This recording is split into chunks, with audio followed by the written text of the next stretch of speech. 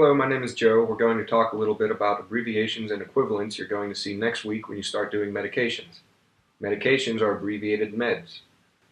The orders are written on the doctor's order form and transferred to the MAR or EMAR, which you will use to give medication. MAR is Medication Administration Record. EMAR is Electronic Medication Administration Record. So, let's take a look at an order. Lasix, 20 milligrams, Q 6 hours, PO. So this is a pretty good order. You have Lasix, that's the medication you will be giving. You have your dose, which is 20 milligrams, and you have your time, and you have your route.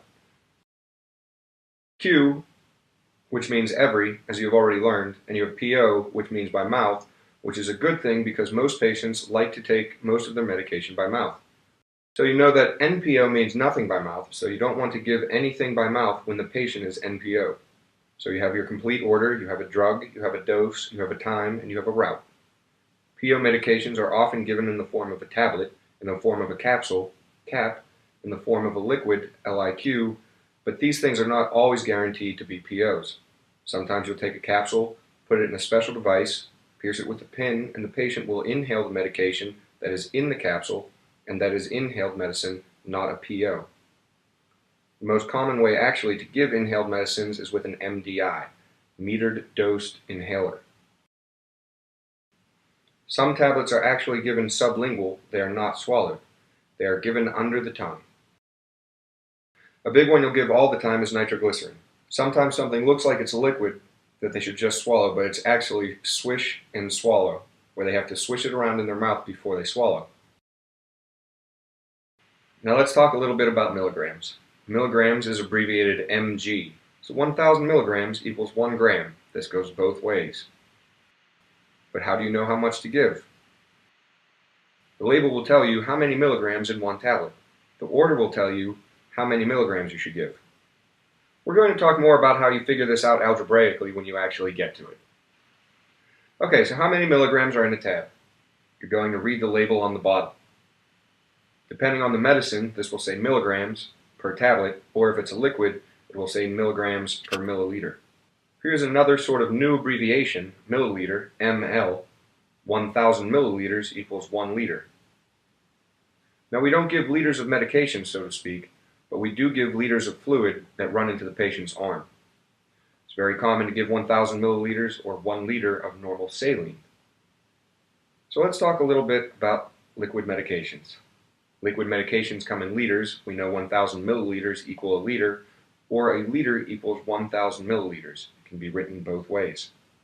Often in the community, well usually in the community, you're not giving liters of fluid, you're giving tiny amounts.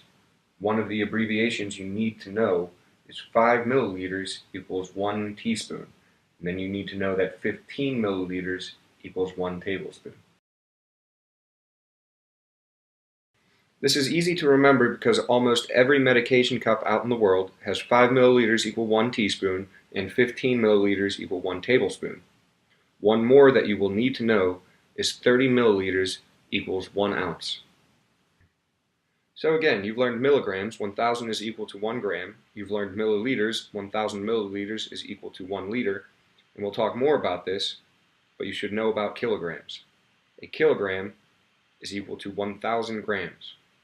We don't give kilograms worth of medication or 1,000 grams worth of medication, but you need to know this because 2.2 pounds is equal to 1 kilogram. Why is this important?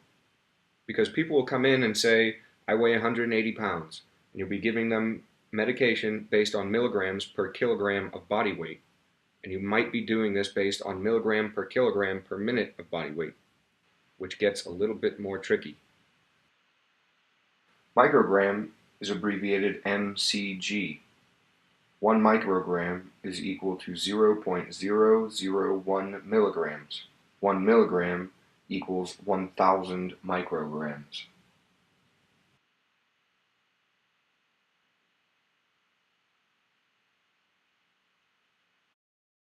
Some medications have to be injected. They're injected through different routes. But usually you're going to inject the medication into the subcutaneous tissue. Subcutaneous is abbreviated SQ, or sub-Q.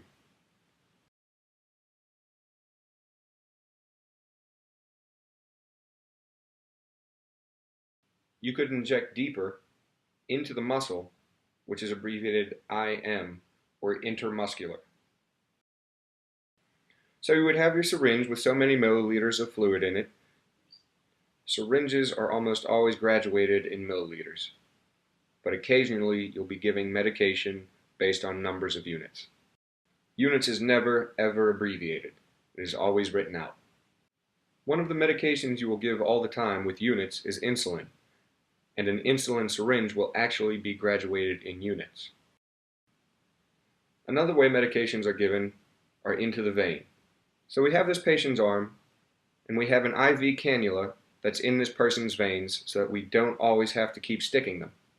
We take a syringe without the needle and inject the med into that vein called intravenous or IV. IV has a few different subcategories: IV push and IV piggyback. IV push is dangerous. Rarely do you ever push. You almost always inject by so many milligrams per minute. Vancomycin 1 gram IV Q 12 hours. IV piggyback is where you piggyback the medicine into the main IV line. Note, the order says IV, not IVP or IVPB. If you inject vancomycin by pushing, you will kill the patient. Some miscellaneous notes. R, rectal. V, vaginal. SUPP is suppository. Drops. As far as timing, AC is before meals, PC is after meals. When you come to an abbreviation like BID, it means twice a day. Bi, think bicycle. TID, think tricycle, 3 times a day. QID, 4 times a day. Be careful, BID does not mean the same thing as every 12 hours. Every 12 hours is spread 12 hours apart. BID is usually 9 and 5. So how do you know when to give a BID medicine at a hospital? Is it 9 and 5? Is it 9 and 6? They will tell you in orientation. HS means hour of sleep. And one last abbreviation that won't die is grain. It's left over from the apothecary system. The only one you really need to know is grain 10. That's written with a Roman numeral. Grain 10 is equal to 600 or 650 milligrams. Yep, either one. That wraps it up.